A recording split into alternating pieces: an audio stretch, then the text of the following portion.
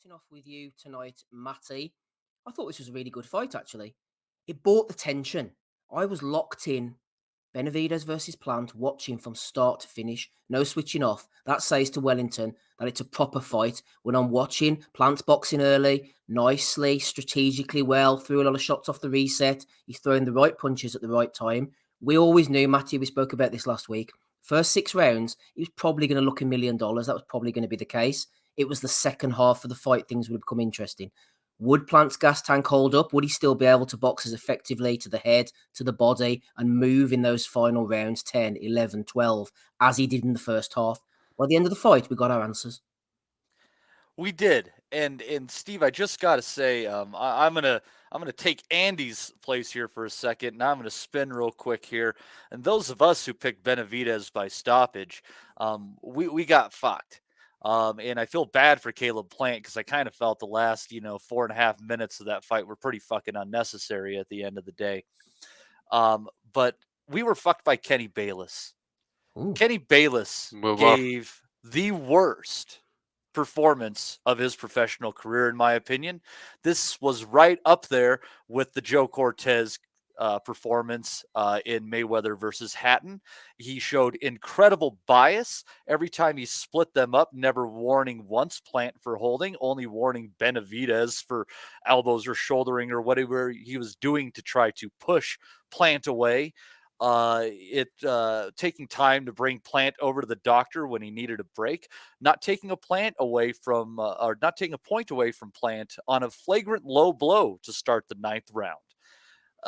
Kenny Bayless used to be one of my favorite referees. And we'll get into the rest of the card. There was a performance from the judges that was pathetic as well on this fight. And let me give credit to the Showtime crew for calling out all instances on this where they messed up, because I think we're coming to a better place in boxing where even here we have an incredible card, great fights up and down, and yet somehow the event is still soured.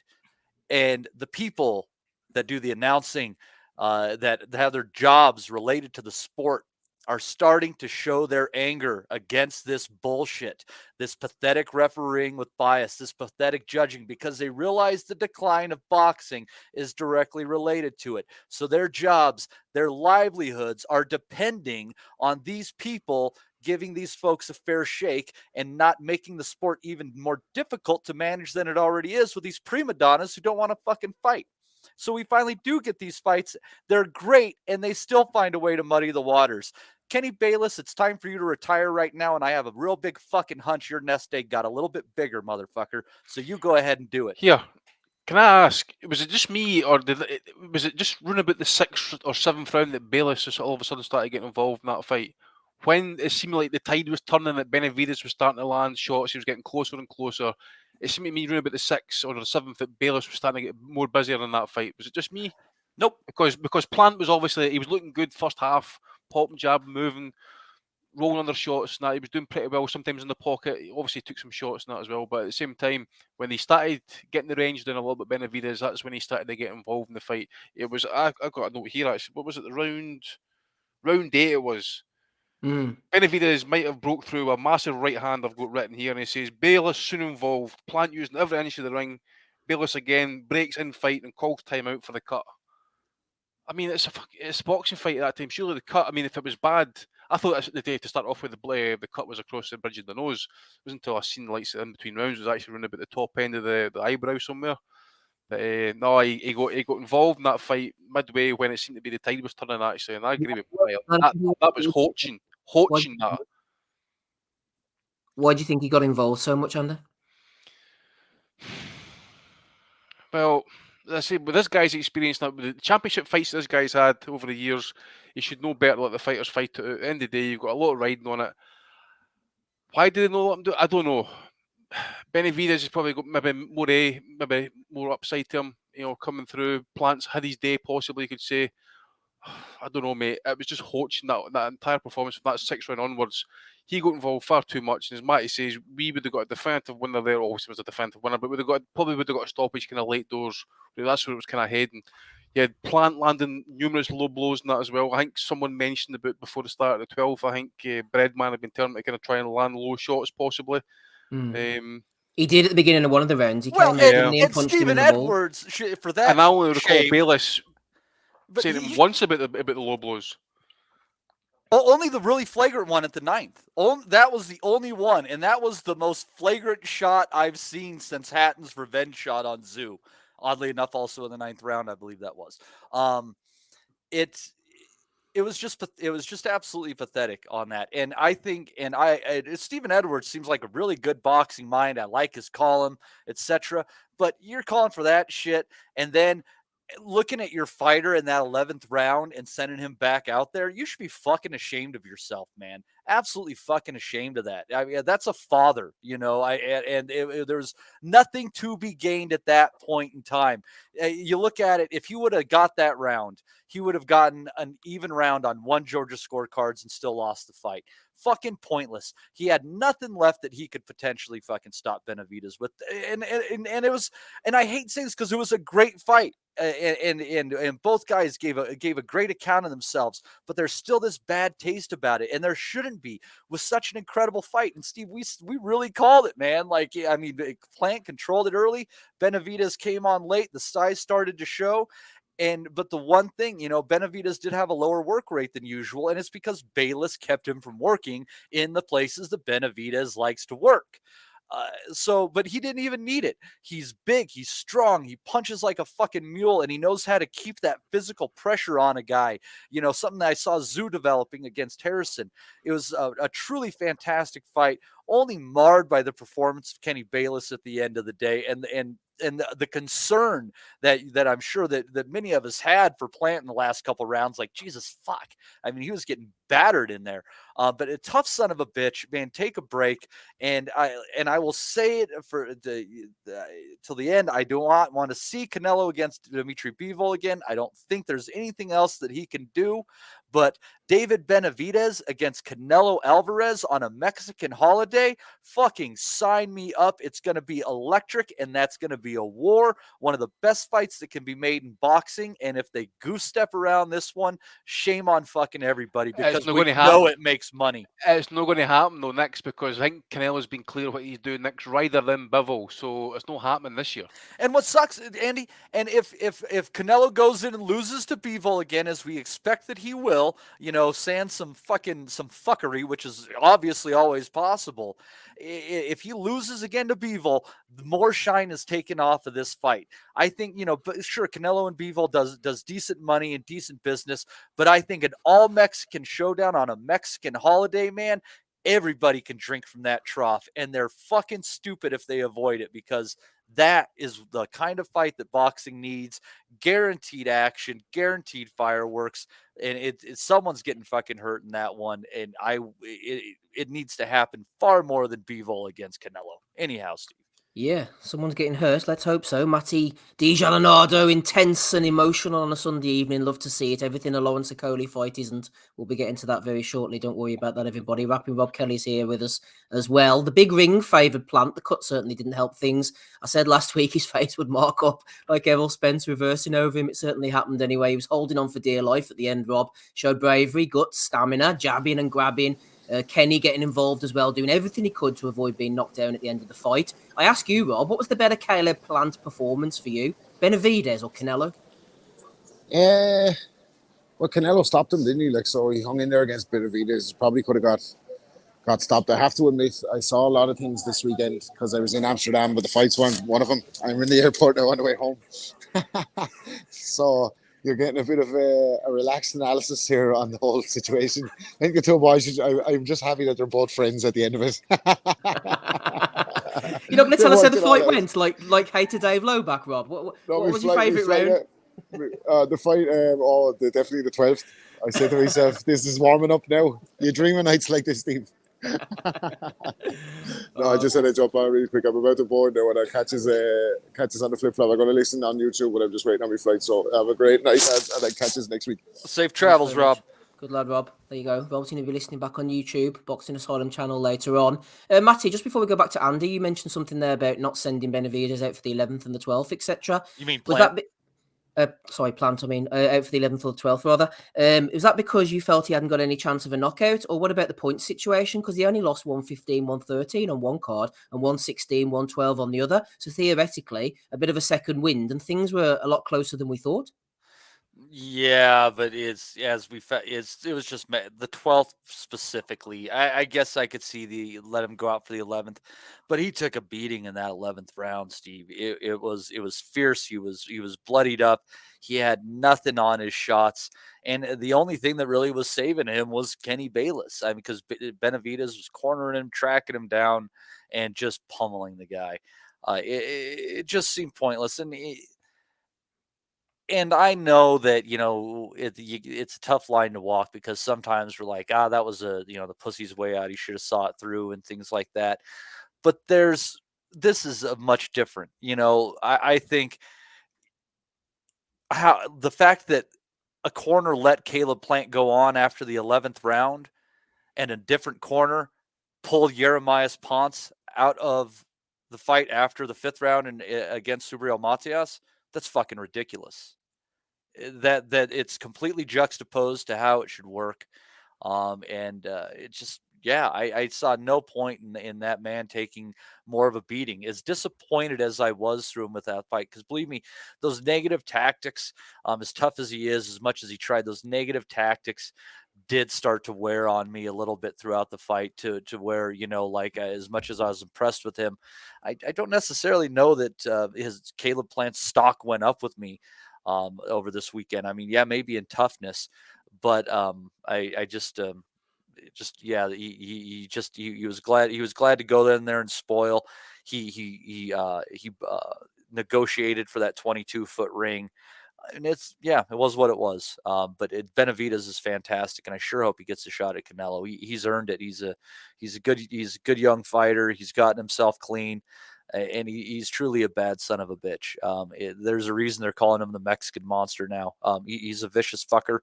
And if he can't get that action, I'd like to see what might happen if he can go up to 175, because he obviously has the frame for it. And if Canelo sidesteps him somehow, and there's a way that Benavidez can somehow get a shot at Bivol in there, that would be fun, because if he can somehow topple Bivol, that's a big machismo fuck you to Canelo.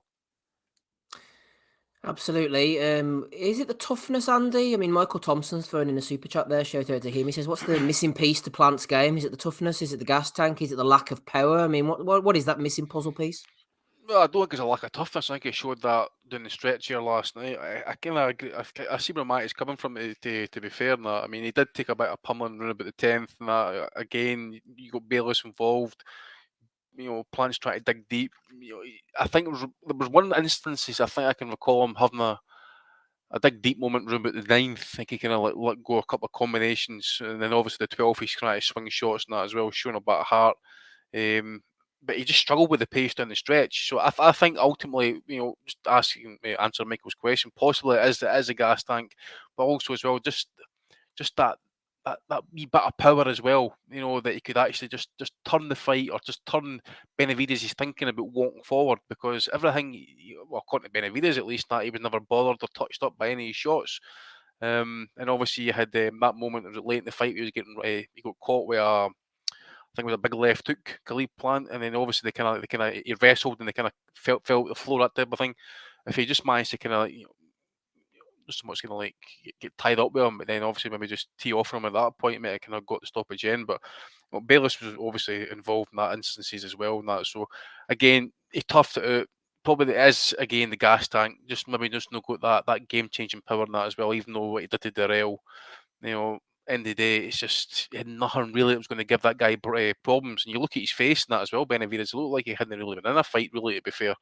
So probably that as well.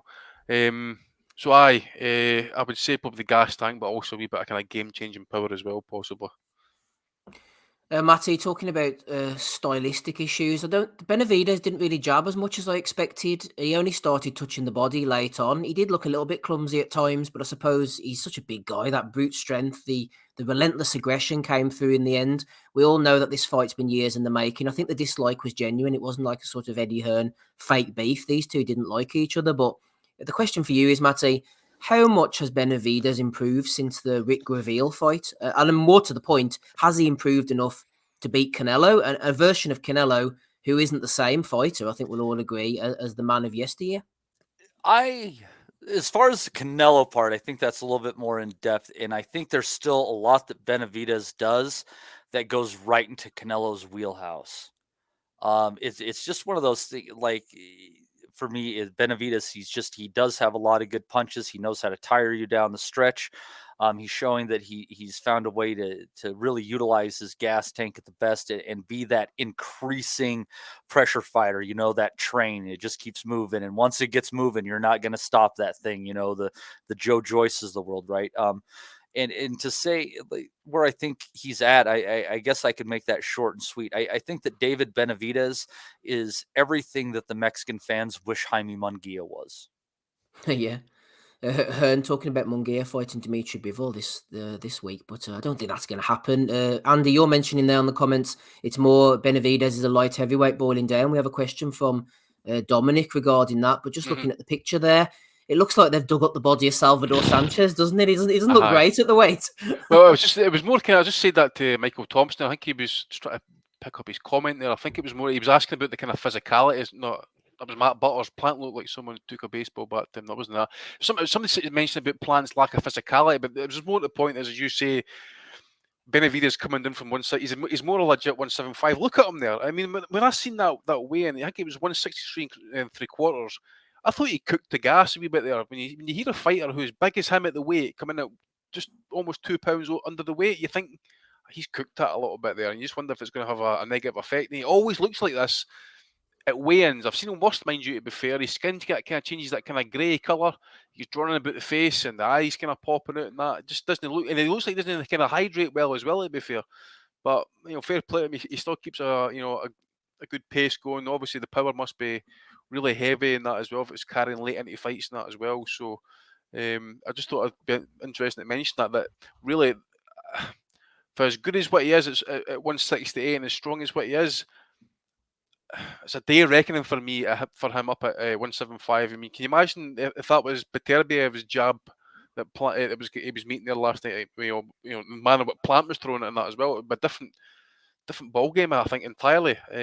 Obviously, as well, it'd be interesting to see what he'd be like at 175. But I just thought it was kind of worth mentioning that because Plant's more a legit 168, whereas Benavidez is more like 175. They are on the screen. Andy, get stuck into it if you want to. Dominic Henry threw in the question, as good a place as any to ask it. What chance would David Benavidez stand against Beterbiev at 175? I think it's a violent fight. Just bring Matt in at the same time. I think obviously Beterbiev we ramrod jab. But I think with the way that Benavidez attacks, he does come in kind of straightforward. Sometimes he does let in those well shots. I think if Beterbiev punches in between those shots, I think he's got a great chance, especially if he can time it to head and body and that. That we've all heard about the jabs, like, mate. That's got a shotgun going off, and I think once we get past 7-8 rounds, I think that's going to be where it's, because obviously Benavidez takes a wee bit of time to get into fights. So does Beterbiev a wee bit in that as well, but he seems to kind of get the jab going. He doesn't waste a shot. We know Beterbiev, whereas Benavidez might just sell out a little bit and try and lay it on him a little bit. I wouldn't underestimate the Beterbiev as well, because we all know he's a vicious guy once he gets the heat put on him, and he saw what happens when he gets cut on that as well. The red mist comes down, he goes to action. So it's an interesting one. I would probably side with Beterbiev at this point, to be fair. Yeah. James G, just quickly, Matty says, I'd ignore the gravel fight and surround that time. He was on the piss and sniffing coke all the time, according to himself. Now he's had a kid and he's settled, he's better. I think that's a fair comment, but what about Beterbiev? Beterbiev is starting to show signs of wear and tear. I'll tell you what, it'd be a bloody affair anyway. It would be, and you got to think that Yard, even in defeat, showed that you can hang in there and throw some power punches against Beterbiev, and give him some trouble. And I think the fact that Benavidez has better foot speed than Beterbiev could actually matter, because that fight could be just fought at close distance the whole time. And I think it's just a matter of, at the end of the day, of how Benavidez can take the shots of Artur. because I do think that he has the potential again down the stretch to just really wear out just about anybody and bludgeon them down, tough as Artur Beterbiev is. But nonetheless, it's like Andy said, you got to kind of side with Artur on that one.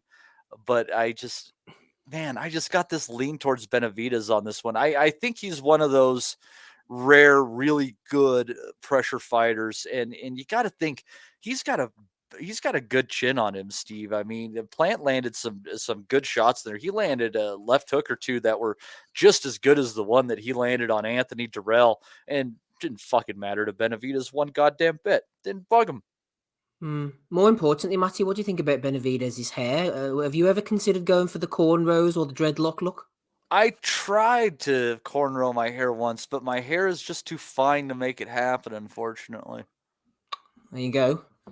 Revelations on a Sunday evening. Mark Stanton as well said Sky need to get Bean out to prison and back on their shows. I know it's not relevant I was to this thinking about card, him last night. I agree, Andy, man. I didn't think I would ever say this, but fucking get Bean back, man, for fuck's sake.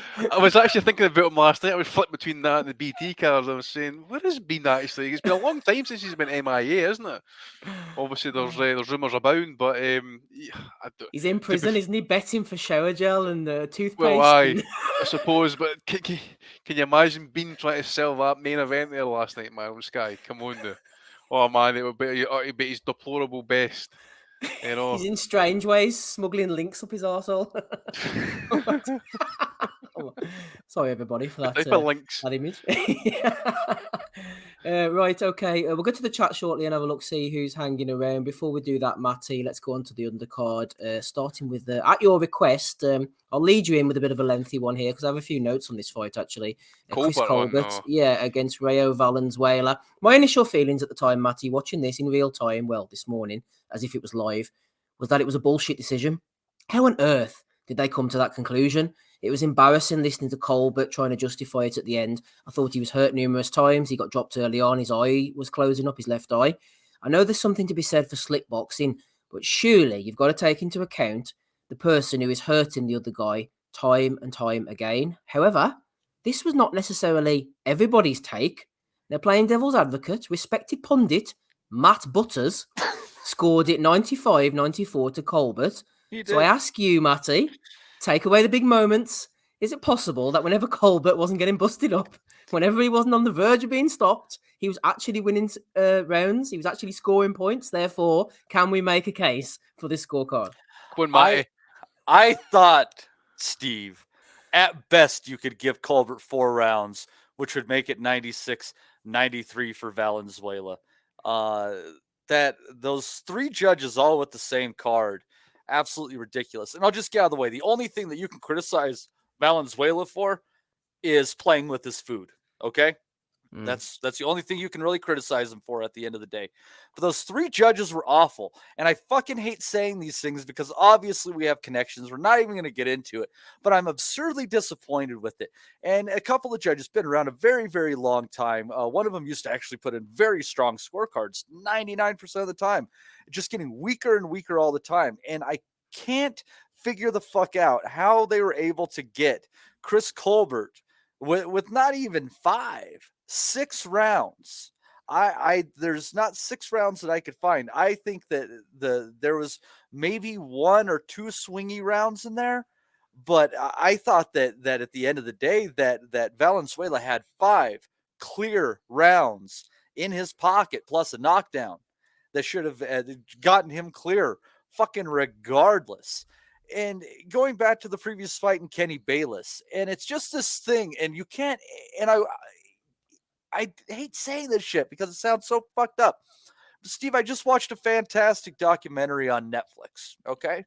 And I highly recommend all sports fans to watch this, whether you like basketball or not, okay? And it's called Untold, Operation Flagrant Foul. And it's the story of an NBA ref named Tim Donaghy. And Tim I remember him. Tim, and this was only ended about 15, 17 years ago, Steve. So this isn't like, in the long distant past. So he got involved with some heavy level gamblers. And he said that him and apparently a couple of other referees in any given game, just based on what they call, can move the game 6 points either direction. Think about it in the realm of a spread when they call these things really, really well. And something like Valenzuela Colbert was a pick'em fight in the books, with Valenzuela starting a slight underdog and moving closer towards fight time. And you look at what Kenny Bayless did there. You look at what is going on with some of these judges in these iffy fights. That idea of, in my position, I can move the fight just a little bit more. Oh, the over-under is 8.5 rounds. I can get it over that hump. This is going to be a pretty close fight. I can get you a couple of cards. You know, there's obviously a line, but sport is set up in a way where corruption is easy as fuck to get away with on the lowest level, because it doesn't take a whole lot for these guys to change things a little bit. Not make it sometimes where it's decided between winners or losers, but just how long a fight goes and things like that.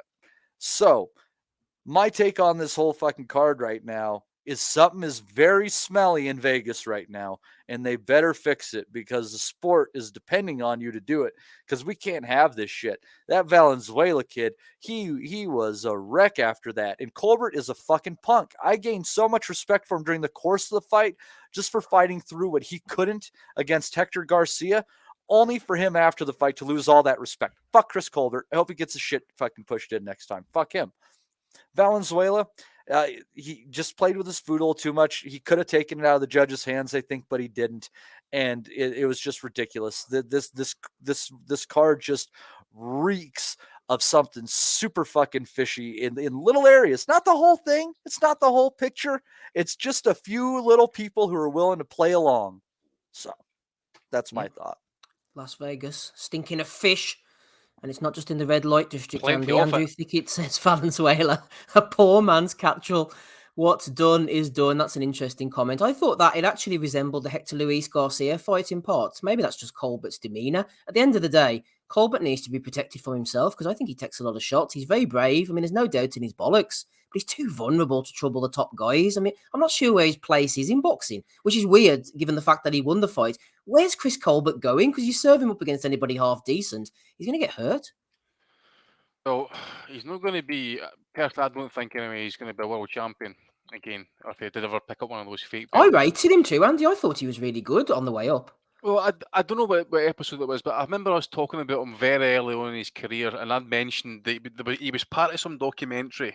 Yes, that's right. Following some, obviously they're coming up through the just early part of the pro careers. And he started. He was a base sparring. I think it was Juan Carlos Revecchio or maybe Juan Carlos Payano, from one of the super flyweight champs at that time. And they were hard seasoned vets, and he got his shit pushed in sparring. And there was question marks about his mentality, his lifestyle, making weight, eating shit, that Floyd Mayweather lifestyle, but just no putting in the same effort. Then obviously he took that L, and then there last night, as you said, he was when he got landed with big shots, he felt every fucking one of them. I thought when that first round, I thought he was out when I seen the way he took that shot, the way the head whipped round, and the way he fell. I thought, Christ, that's him. He's out. I just personally think there is something fishy. I think that it could be heavily influenced by a possible reality that Colbert was facing a second loss, and with a badly damaged his career. I don't know if he's got, if they're kind of like looking toward him as some sort of, I don't know, card filler, future champ. I really don't know what it is at this point. There's people obviously out there protecting their investments somewhere along the line, because to me at least, I think the absolute you could give that is probably 2 points. I had Valenzuela win the fight. Colbert, his attitude afterwards the fight, man, I tell you what, Valenzuela standing there just kind of listening to that bullshit and that as well, and then the wee kind of racist epithet just kind of put in there as well by Colbert. I'm like, fuck you, man. Absolutely fuck you. You get your day again at some point. Felt sorry for Valenzuela, man. End of the day, you could say that the decision wasn't agreed upon, right? Well, maybe it was agreed upon beforehand. And people say, well, he should have taken it out of the hands of the judges. But at the same time, that doesn't change the fact that the boy won the fight. It's like that Michael Fox, remember he fought, I can't remember who, it was an Ecuadorian or a Mexican, I forget who it was at this point. And another kind of hometown, he got hosed on the cards. This shit has just got to stop, man. Clear winners, we could all see who won the fight. I wouldn't say it was an absolute wide win, but there's absolutely no way. What was the scorecards again? There's no way that Colbert won that fight. 95-94. 95-94. No, he Well, didn't win that fight. even Jim Gray called it out. And he went through his whole thing at the end, and that's why I'm saying these guys are starting to get pissed off because they know their job's online. Fair play to Teddy Atlas. He was always very, very upfront with it. But does Teddy have a job on a network anymore? No, Jim Gray only said it when Colbert left the ring, though. No, he had to get his interview out of the way. There is that journalistic integrity of not giving your position away before you ask your questions. And then when you get done, you get the piece, then you can say where you stand. I respect that. It's very reasonable when it comes to trying to conduct an interview. I respect how you came about it. Maybe Valenzuela was just a bit kind of wary after what happened to him in his last fight. Obviously he was hurting Colbert, didn't want to overstep himself and get caught with something. Maybe a wee bit of mental issue there as well. Maybe he just didn't want to get clocked with anything. Maybe he was kind of worried about the chin. But Colbert isn't known as a big hitter at the end of the day in that as well. I take the guy's point in the chat that he should, end off. He should have stepped in at the end of the fight. It's all well saying that. Well, you see, against De Los Santos, he did that, didn't he? Hurt him in the first round, dropped him, and then he ended up going balls to the wall and getting stopped. Yeah, sold out and then got stopped. And you maybe learned from that. Maybe see, like, okay, I'll pick away at him. Yeah. He has to think to himself, there, look, I'm beating this guy. I'm hurting him I'm landing something heavy on him. I'm hurting him. Visibly shown it as well. I've dropped his ass. I've hurt him numerous times in the fight.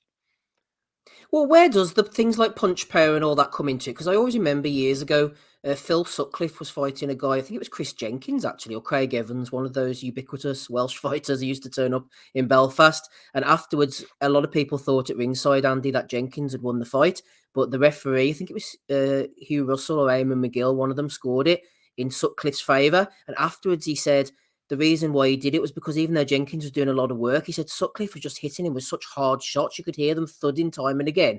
And he, that was the basis for it. So I wonder whether the sort of power, the punching power, does that kind of, it's the age-old scoring debate, it's the effective punching at the end of the day. And I think that's what it comes down to. If you're a technique, but just take Plant, for example, you need, if you're boxing like that for 12 rounds and you've got a guy walking you down in that, you need to have something to kind of back him up. But if you've got a guy who can throw heavy shots and you can hear it, you can visibly see a reaction, like the fighter or the opponent dropping the hands, backing off, taking a knee, whatever it is, it's you're going to go with a guy with effective punches at the end of the day. Obviously you got to kind of like give the box on that as well as due, but it's effective punching, effective aggressiveness, ring generalship, and solid defense. But I think the solid punches and effective aggression was coming from Valenzuela. Definitely, to me, win the fight. Okay, maybe the crowd was pro Venezuela or whatever it is, but I've yet to see, apart maybe just people on the troll, maybe a handful of people saying that Colbert won that fight by a couple of points. Oh, they're full of shit. I see people in the chat, man. They're just full of shit. Go back and watch that fight, and there are 5 rounds where Chris Colbert has no argument that he won that round, and one of them he got put on his ass. The other one, he could have scored the round where he kept fucking dabbing at his eye 10-8. He was getting fucking walloped around that fucking ring that round. Fuck Chris Colbert. The ref said multiple times in that round, show me something, Chris. Pathetic fucking decision. And like, I love y'all very, very much, but Jesus Christ. No way to do. I see is that Rocky Rodriguez in the chat saying I'm not trolling. Rayo won 4 rounds only. He's putting his point of view across respectfully, to be fair. Bring him on and let him explain it, though. If he wants he won 4 rounds of the first 7. What about the last 3? You give them all to Colbert? Yeah. There we go. Well, that's what happens. It's different opinions, everybody. Let's go on to Jesus Ramos against Joey Spencer in the next one. Talking to people taking L's, Matty. I got this one badly wrong, man. First Me of all, too. I looked at them coming out the first few seconds, and the size difference, it was crazy. I was like, oh my God, there's no chance in hell Joey Spencer's going to win this fight. What was I thinking, man? He looks absolutely tiny. I overthought the fight because I liked Ramos as a prospect. I thought he looked good. I was never really fussed with Spencer. He didn't look this filled out against Santa Maria, did he, Steve? He didn't look this built, did he? I think it's because it must be because of Spencer moving up in weight. The conventional wisdom said to me that Ramos didn't look great against Santa Maria. Spencer looked really good against Salgado. So I tried a little cheeky pick for Spencer on points, but it just became quickly apparent when he was dropped with that short left hand. I think it was in the first round. I'd badly messed up here. The size differential, Spencer's going to have to try and drag his ass down. I know he said he was struggling with the weight below, but he is way too small for this weight. And Ramos, I'm back on the hype train. I thought he looked like an absolute beast, but it could have been a Styles make fights, Matty, but he just beat the shit out of him. Yeah, you could be right. I mean, there's some things, about Ramos that you could get on him with. He could be outworked the way he holds his guard and stuff, such like that. And it's tough to tell when you just dominate over someone so much. But he looked fucking beastly at the weight. He's really filled into 154 well. Obviously, Charlo and Zoo have to get it on. Steve, in a perfect world, maybe they would give us Ramos against Fundora on that undercard with the winners to meet, right? Maybe in some perfect world. I think that's a hell of a freaking fight right there, my friend. Obviously, Fundora has to get by Mendoza. But as far as it goes, yeah, it was interesting. This fight was seen as much closer with the books than the Cody Crowley against the elder Ramos was, and that one ended up being much closer down the stretch actually. So it was I tell you what, this was the one fight that was kind of a blowout in the entire card. And it wasn't based on how things saw it because even odds makers thought it was a reasonably close fight. And out of everything they swung at, this was the only one-sided beatdown of the bunch where it wasn't competitive with moments at times. And if it wasn't for Spencer's heart, man, it would have been a much shorter night because a lot of other guys would have succumbed after 2 or 3 rounds of that shit. Yeah, that's absolutely right. Shout out to Danny Young. He says, I had Ramos KO. Come follow me, lads. Follow him to the top of the prediction league. He's doing bits, says Danny, at the moment. He's reigning supreme as the current king. Spencer, he looked a bit like Scott Quigg, and he fought a bit like Quigg as well. Hands up. Ramos was just scything away, hooks from both hands. Clearly a big puncher. He's going to be a problem for anybody. As Matty said there, Spencer showed a lot of toughness, but he's just shipping too many shots. And I think it was around the 5th round. I thought, you know what, Spencer's outgunned here. It was starting to look a little bit uncomfortable. Only his heart keeping him in it. I was glad when they stopped it in the end. Andy, I know you only saw bits and pieces of Cody Crowley against the other Ramos. Quick point to you on the TV replay in round 11. I don't think it disrupted anything. A few people were discussing this. It happened in between rounds. They got the right conclusion. I don't think that it was a knockdown. His gloves didn't touch the canvas, even though his arse went down a little bit. I think I was happy enough with that, the way they handled it. I thought it was quite a smooth transition.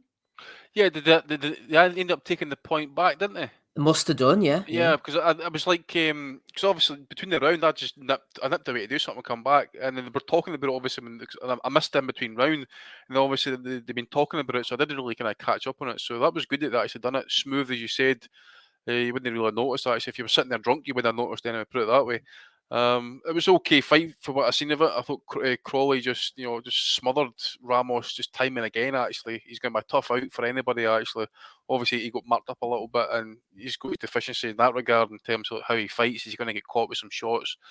Ramos obviously showing his experience a wee bit, remaining calm, done his best as what he could in that. But Crowley was just nailing him with body shots and uppercuts and that. So fair play to him. He's pounded it through and that. I think maybe it's just it was just his kind of lack of power in that, possibly in that as well. It's if he could maybe just get a few knockouts, or if he had that KO ability, he'd be a formidable force actually, especially with that output that he's got. So was that was an eliminator? Was it UGAS? Who was it for again? IBF. So I suppose he's closing in on Spence, isn't he? Was it right? Yeah. Someone mentioned throwing Crowley in against Boots, and God love Crowley. I think that's a bad style matchup for him. I just think he has a tendency to kind of lean and sit there, and Ramos picked him off a bit there, and I can Yeah. see Boots Flick the jab and lean forward. Yeah. Yeah, and I think I just kind of see Boots landing just a nice 45 and separating him from his fucking consciousness. I got all love to Cody Crowley, but fucking if he goes into Boots, he might have a temporary reunion with his parents